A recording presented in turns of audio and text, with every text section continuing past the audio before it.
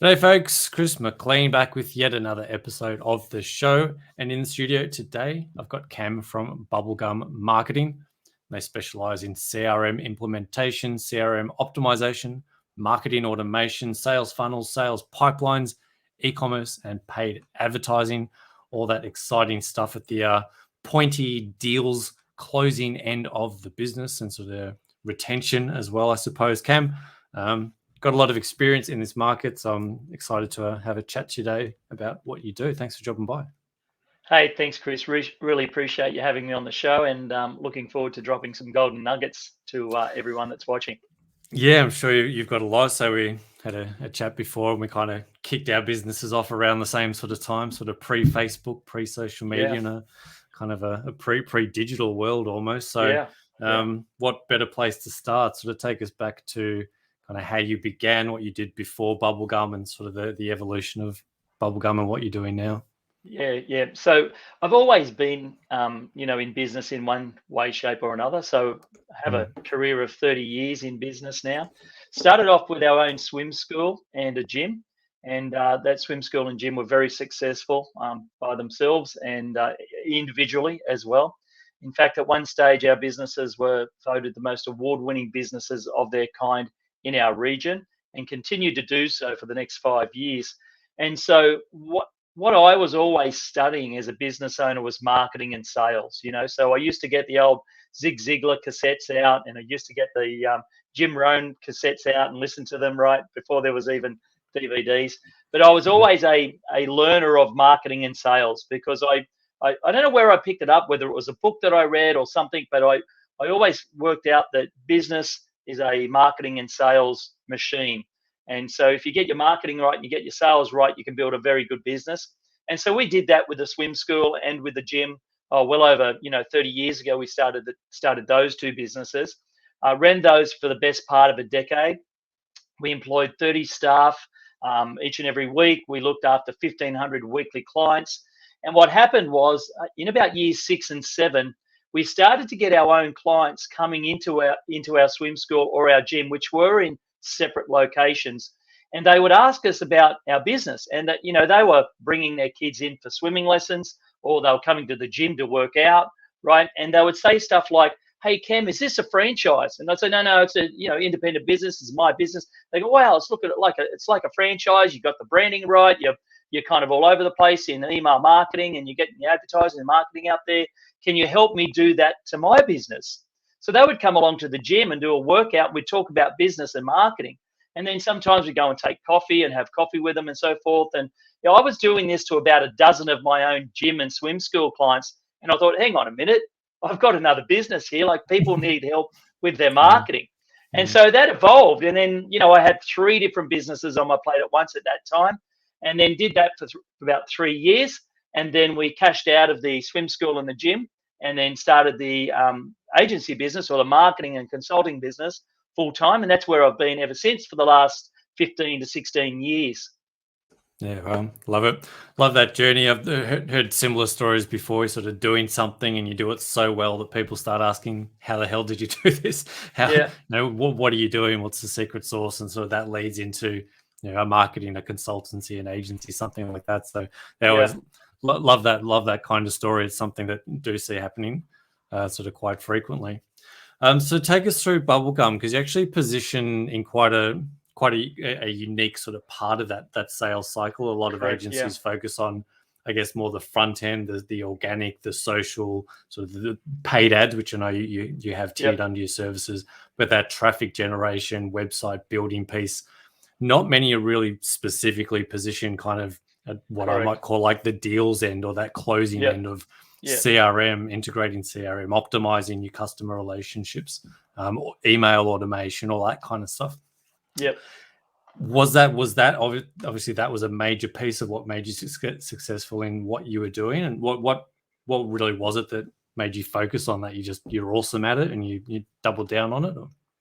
Yeah, so very interesting story. So let me backtrack even a few more years before we had the swim school and the gym. And I was a high performance sports coach. And what I learned out of coaching people, coaching teams and coaching athletes, was to pick a lane, right? And what I mean by pick a lane was, I used to coach swimmers and triathletes, right? So With a swimmer, you can have like butterfly, breaststroke, backstroke, freestyle, but there's different lengths of even those strokes. So a 200 butterflyer has to train completely differently to a 100 flyer, right? 200 breaststroker is a completely different training program to a 50 breaststroker, even though it's the same stroke, right? And so I took the philosophy of what I developed as a high performance sports coach and put it into business. And that philosophy was I had to pick a niche. So as a sports coach, what I did was I positioned myself as a medley coach, right? So I was training athletes for the individual medley. Wasn't a distance coach, wasn't a sprint coach. We focused on the 200, 400 IM. Now, people will come to you and have other events that they swim, but that's predominantly what we focused on. And then when we opened our swim school and our gym, we did exactly the same thing. So we opened the gym and we positioned ourselves as the fast, round personal training service. And then we positioned the swim school as the leaders of aquatic education and targeted babies, right? From 6 months to 3 years.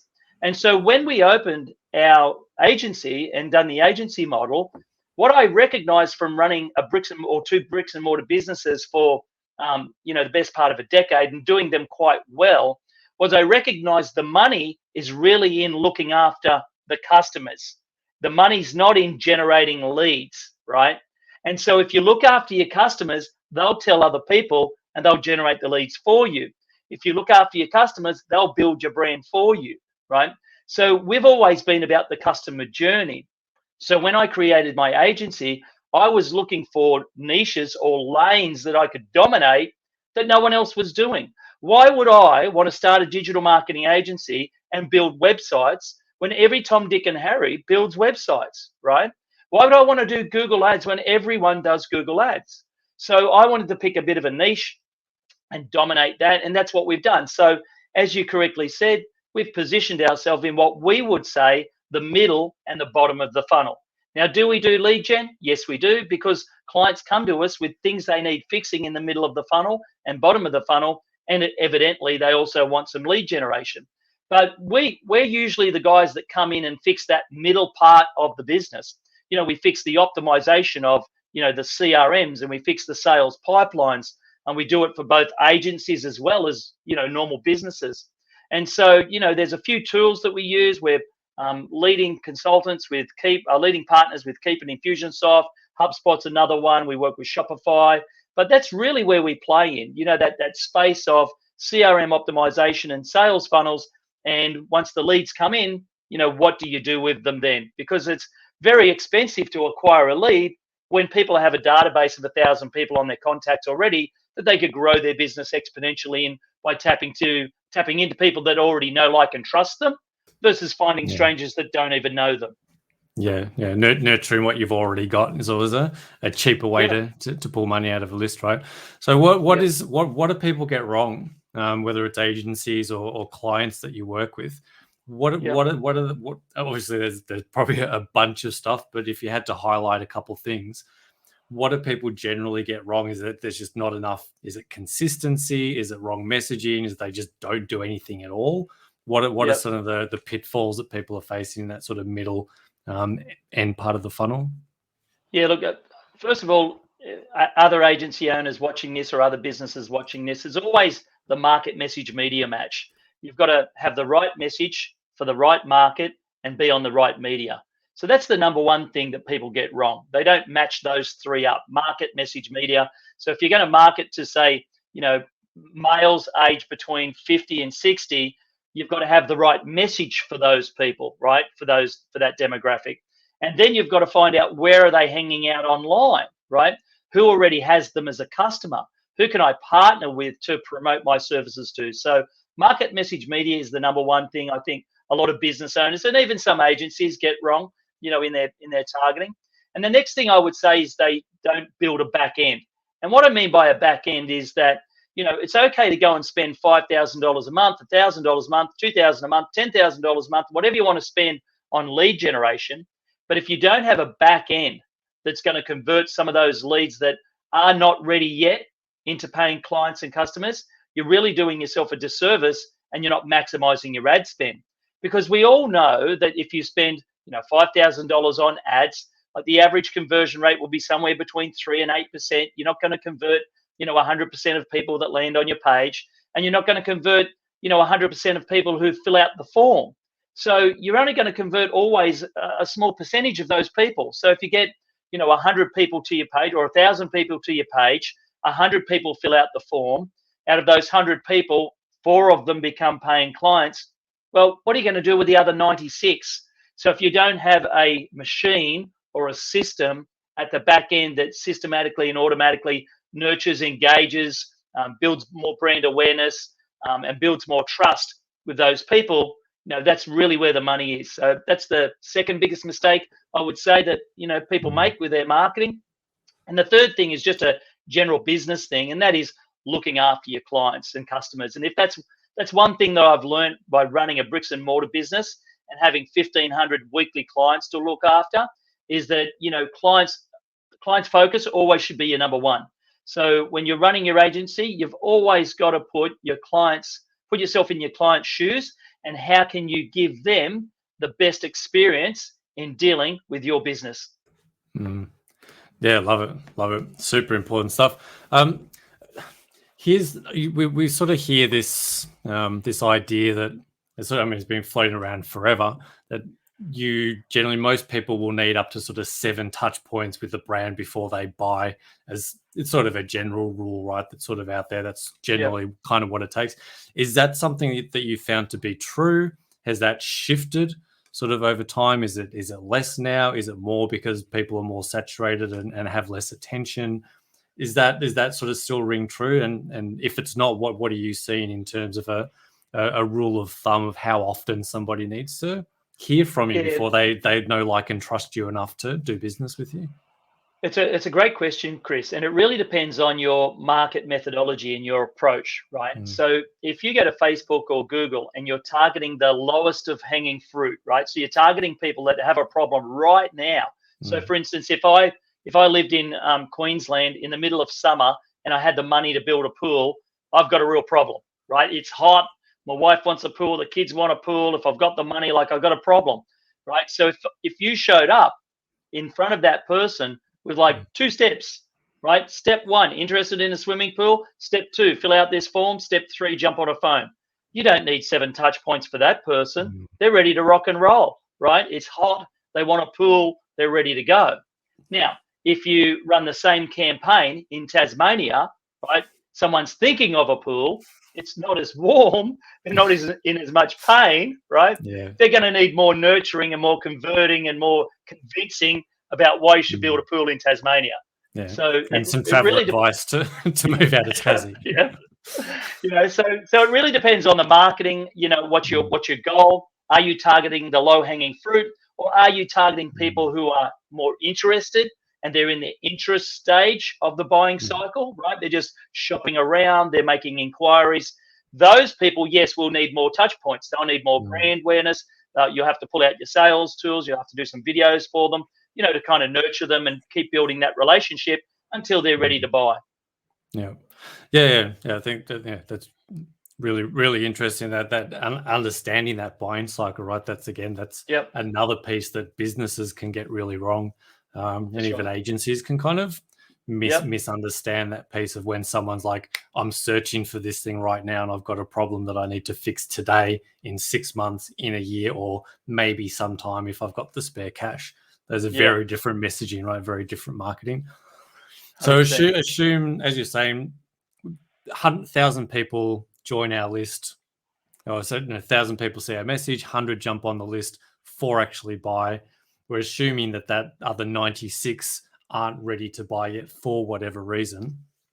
In that back end, that sort of email marketing, that sort of nurturing sequences that you're doing, again, this is very, very general, and it's going to be dependent on market and industry and all that kind of thing. What does that sort of blend of content look like? Because I think this can be a reason that people don't do this, right? I think I've got to add value, and I don't know how often I should be actually selling something. I don't want to tell them about my personal life, but that's what everyone's doing. Don't want to tell them about my kids, but everyone says I need to be authentic and real and all this kind of stuff. what does that blend look like in terms of a sort of a content plan, or the consistency and regularity? Again, as generic and sort of high level as you can sort of go into that. Look, honestly, I just say throw out everything you've ever heard or read on the internet about content marketing in the middle of a funnel, right? Just throw it all out, because what you want to do is you want to get your voice out, right? So if someone comes into the Bubblegum Marketing funnel or the Cam Roberts funnel, like, they're going to hear my voice, right? And so, I don't think there's any formula. I mean, Frank Kern's got a good one for copywriting, and it's the pain, logic, fear sequence. So, the first message is all about their pain, and the next one's all about what are they going to miss out on, and the last one's all the logical reasons why they should buy. So any of our clients that are writing their own copy for their nurturing sequence, I usually tell them, look, just go with a pain, logic, fear sequence. Pain, logic, fear once, pain, logic, fear twice. Mix it up between email and SMS, and you can't go wrong. However, I would just encourage people to add massive value. So in what way can you add massive value? And I was talking to a client yesterday who's a custom home builder, and they specialize in building Queenslander homes and also Hamptons style homes. And, they were struggling with, well, what do we say to people? Like, these leads that you've got us, and we're working on 4, but we've still got like the same sort of thing. They've got about 90 that they need to nurture. What do we say to them? And I just said, well, just tell them what you're up to. What's the business up to? What projects are you building? What are the best practices into building a Hamptons home? What are some of the new additions that you're seeing on Queenslander homes? What are some of the awards that you won recently? Like, what are some of the new features and fixtures that are going into new homes? What are some of the price ranges of new homes? Like, just keep telling that story in your own voice, and don't stick to any rules, because at the end of the day, it's about being authentic to yourself, to your own brand, and more importantly, just having that conversation with people. Don't try and make it automated or tricky or salesy or anything like that. Just give people the message. If they're ready to buy, whether you tell a story or not, they're going to ring you up and make the deal. You can't make people buy by being too clever with your marketing. Yeah, I like that, because we can overcomplicate this stuff, right? Particularly as marketers, as advertisers, we got a 75-point funnel, and it's got all this stuff going on, and bells and whistles, and every bit of tech kit that we can stack in it, and it's automated and real time, and it's got all this fancy stuff, and it doesn't convert anyone to an actual sale. So, like we were saying, just focus on, do you, right? Do you, be yourself, and there's always whatever. I think it's for a lot of businesses, they don't particularly see the interest in their own business. It's like seeing the woods for the trees, right?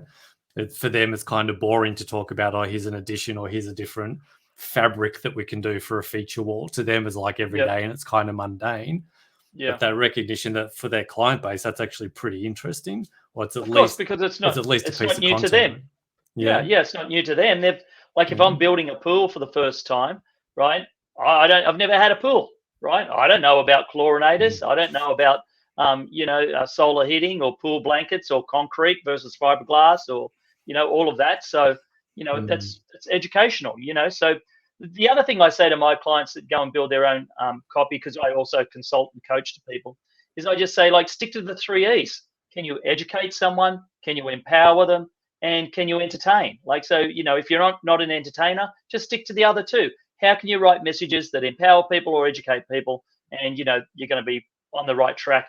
And the only other little thing that I would add there, Chris, is, don't feel like you have to be salesy, but have a sales call to action within every email, within every SMS. And the call to action can be just as simple as saying something like this, Chris. Hey, if you've got any more questions, give me a call on this number. Hey, if you've got any more questions, reply to this email and let me know. Hey, if you'd like a quote on a pool, drop us a line here and let's get started on the conversation. And that's all you need to do, because when they're ready to buy, they'll buy. Yeah, I think that I love how you're phrasing that, because I think that's super important, that you never, no matter how good you are at marketing, you're really never going to force somebody to buy from you. No. And if you do force them with some sort of psychological trick or FOMO or some sort of fake tactic, they'll generally regret it in the end, and you tend to regret it as a brand, because you get higher churn rates and that kind of thing. I think that's an important thing, that you actually do need to nurture people over time, because if they're not ready to buy now, they're still interested in that thing. And at some point, their circumstances will come together when they're ready to buy. Or yeah, I guess, I was going to jump in. Sorry, Chris. I was going to say, no, especially with high ticket items, right? Like swimming pools, like cars, like custom built homes, right? Like kitchens, right? Like solar installations. So all of those things, like people aren't going to make a snap decision. Yeah, I want that today. Here's my money, right? Yeah, here's my 100 grand. Yeah, right. Yeah, and that takes time. And I guess the point that I was sort of trying to get to in my head was, even if they don't buy, right, if they've had a really good experience with you and their brother-in-law, their sister, their friend goes, summer's coming around, I need a pool. 100%. Do you know anyone? Yeah, I know this guy. I've been on his list for the last 3 years. Hasn't been right for me, but he's amazing. He goes into all these details. They really know their stuff. Yeah. Right? So I think for me, that's where this sort of long-term nurturing engagement, it's just that you know your shit. You know what you're talking about. These guys care about their customers. They actually are experts at what they do. And did you find that that's an important component? I think just that, because all markets are very, very saturated. There's people that are amazing at what they do and people that are maybe slightly dodgy. And a lot of the times the dodgier ones have better marketing. So for the people that are actually genuine, there's just that, to give away that value and not worry too much about, well, I don't want to give everything away, because if I give everything for free, they're not going to buy from me. I think that can be an interesting sort of dichotomy as well, that the more you actually give away, the more likely you are to pick up a sale from them or from their network, and just build that genuine rapport and show that you actually know what you're doing. Yeah, 100%. And look, I don't know how other agencies deal with that, but and I don't know whether it's the positioning of Bubblegum Marketing and Cam Roberts' brand and what we do, but we tend to not attract dodgy operators, and if we have, we don't take them on, because we don't want to be marketers and do something that's going to make people buy something that's a crappy product or service. So our business, we like to think of ourselves as a high value brand and a high value business, and we align ourselves with other businesses that are like that, like our custom home builder client, like our developer clients, like other clients that we work with that tend to be leaders in their industry. Because if you're an agency owner, it's going to be easier for you to get results also for people who are already industry leaders, versus dodgy operators where you've got to come up with some sort of clever marketing, to make people buy their shoddy products. Yeah. I'm glad you went with shoddy products as well. We could fill that in. Makes total sense, having that, being able to promote something that genuinely does good in the world at some level is always going to be an easier win for everyone involved, right? And totally. I know that there's obviously the audience for my show here are largely agency owners, and some play in this space, some don't. But I know that you do. For particular types of agencies, you do a white labeled version of what you do. So maybe take us through that. What does that look like in terms of, I'm an agency owner that has amazing sort of top of funnel Facebook ads, lead gen, but I'm not really into that nurturing part. I don't have that marketing automation, CRM piece stacked in. How do you help? Yeah, so we generally only work with a handful of agencies at any one time. Like our own brand is high level, our white label service is high level. So, we don't work with hundreds of agencies at any one time. But the reason we started offering white label services is because our partner manager inside the Keep ecosystem said to us, Cam, you need to offer what you do to other people, because there's people that need your help. And so we started doing that originally in the Keep ecosystem, Infusionsoft ecosystem, and then it's expanded outside of that system. So outside of that ecosystem, so we're a very high level white label agency service, and we predominantly come in when other agencies have that middle part of the funnel problem or bottom of the funnel problem, or maybe it's not even a problem. Maybe they just don't play in that space, right? So they're excellent at building websites, running paid ads on Google, Facebook, all that sort of stuff, but they don't have the time or expertise to build out a really good sales pipeline and work on the workflows and the APIs between apps and software, between HubSpot and Xero, or HubSpot and Calendly, and all those sorts of things. So that's where we come in and we plug up those holes, and we work side by side with the agencies on that as well. They can work in two capacities. They can just keep us in the background and we work directly with the agency, or in some cases they just introduce us as the referral partner or the project partner, and we just come alongside them and have the meetings with them, with their clients, and talk about their CRMs and what they need help with. So we like to make it as easy as possible for the agencies to deal with us as well. Yeah, yeah, and that tech stack, plugging all those tech stacks together, and then using Zapier to kind of try and mash everything together, is what a lot of us tend to try and do. Do you tend to be are you sort of platform agnostic? Obviously, you have sort of the Keep Infusionsoft sort of background. You mentioned HubSpot as well. Obviously, you have preferred services, but can you sort of integrate and work between whatever tech stack they're currently running? So yes and no. So because of who we are and what we do, we tend to attract the same sort of agencies as we do with our normal B2B clients.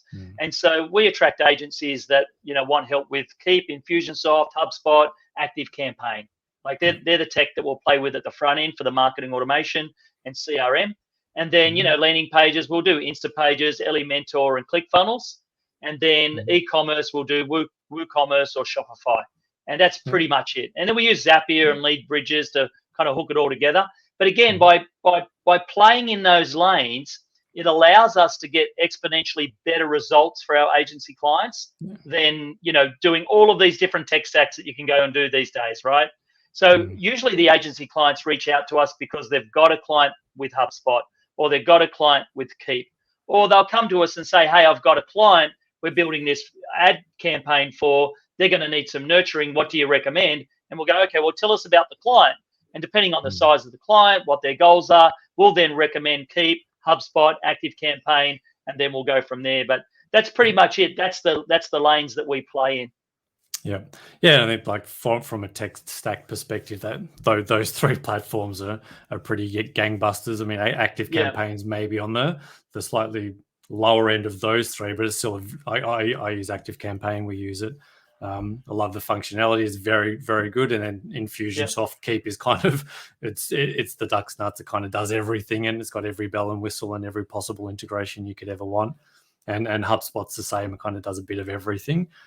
So for a proper sized agency running campaigns for a big size client that's got a good size list, those are pretty solid tech stack compared to something a MailChimp or something that maybe only does the email piece, doesn't have the automation and the sort of marketing automation components. So for anyone that's looking to do that kind of stuff, those sound like solid platforms to look at. So like you were saying, better to be an expert in a few things than try to have a little bit of knowledge about a bunch of stuff and actually not be very effective at it, right? So and it allows us, if I just jump in there, Chris, it allows us to implement really quickly too, right? So by being experts at three tech stacks, and you're right with ActiveCampaign, not being the lesser of the three, but it's a smaller one for smaller businesses. So most of the time, like 80% of the time, we're playing in HubSpot and Keep/Infusionsoft, right? And so because we're in there 80% of the time, when an agency says to us, hey, we need these workflows built out, here's the copywriting, or can you write the copy? We want these workflows. Like we're talking about an implementation that takes days, not weeks or months, right? Because we know it like the back of our hand. We can do it really quickly and we get the job done fast. Yeah. You've got templates, you've done it before, you've got some sort of a solution that probably matches up to that. You've done it. Yeah, we've done it like 600 odd times before, right? So, there's nothing new that we haven't seen. Yeah, love it. Super important. Love the entire analogy of picking a lane, picking a swimming lane, and niching down. Because again, this is always an interesting conversation. I find the idea of do I niche, do I not niche? I think going back to sort of when you started your business, 2004, when I started, sort of same sort of time, niching wasn't really a conversation. You kind of just went, oh, I know how to do this and I know how to do this. I'm just going to kind of go out and see how it goes. Whereas today it's much more niche down, just do one thing, one problem, one person, one solution. So it's kind of, have you found that's a bit of a shift over that 20, 30 years, that there's much more focus now on sort of niching down, or it's more effective today because there's just more players in the market? I think there's still a lot of agency owners getting it wrong, right? There's still a lot of digital marketing agencies out there that do it all, right?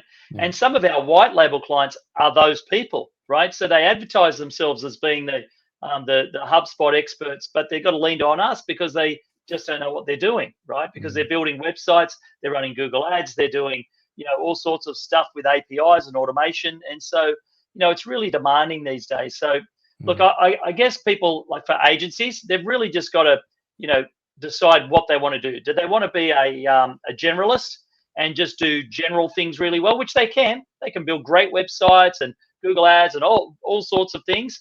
However, I find that if people want to scale, the fastest way to scale is to pick a couple of things. It doesn't mean just one thing. It doesn't mean you just deal with one thing. But like we've done in our business, we picked the number 3, and that's not accidental, right? We picked those on purpose, and we just picked 3 things that we're going to be good at all the time. 3 niches, 3 things, 3 apps, whatever it is, and then just really go for it in that area. You can get great results for clients. You can get your work done in a timely manner.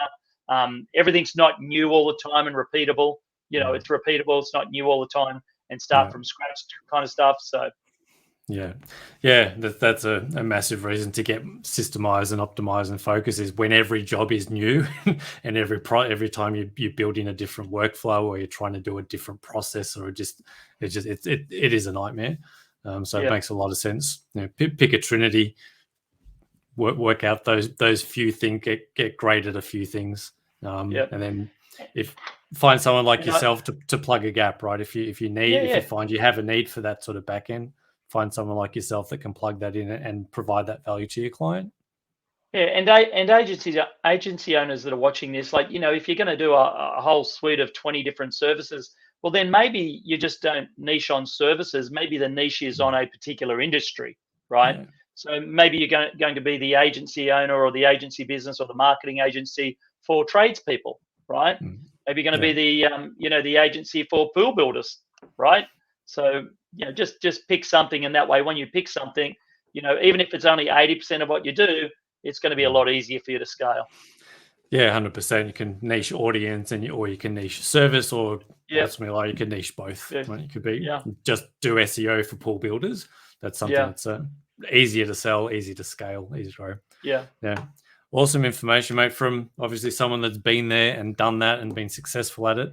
Really appreciate you dropping by. If people want to connect with you, find out a bit more about you, where are some of the best places for them to do that? There's a couple of places up on screen, but for those listening, they can. So agency owners, if they want help with their marketing and want to reach out and get some white label support in the middle of the funnel and bottom of the funnel with HubSpot and things like that, go to bubblegummarketing.com. Just click under services, go to white label. You can also book a time to have a Zoom call with me. So just go to camroberts.com.au/chat and look me up on LinkedIn at Cam J Roberts. That'd be really cool. Super. I'll drop all those links in the show notes as always, as well as your link tree and all of your other socials. Excellent. So people can pound those and come get connected with you. Cam, thanks for dropping by and dropping your nuggets from 30 odd years of experience doing what you're doing. And lots of insights for the folks listening at home.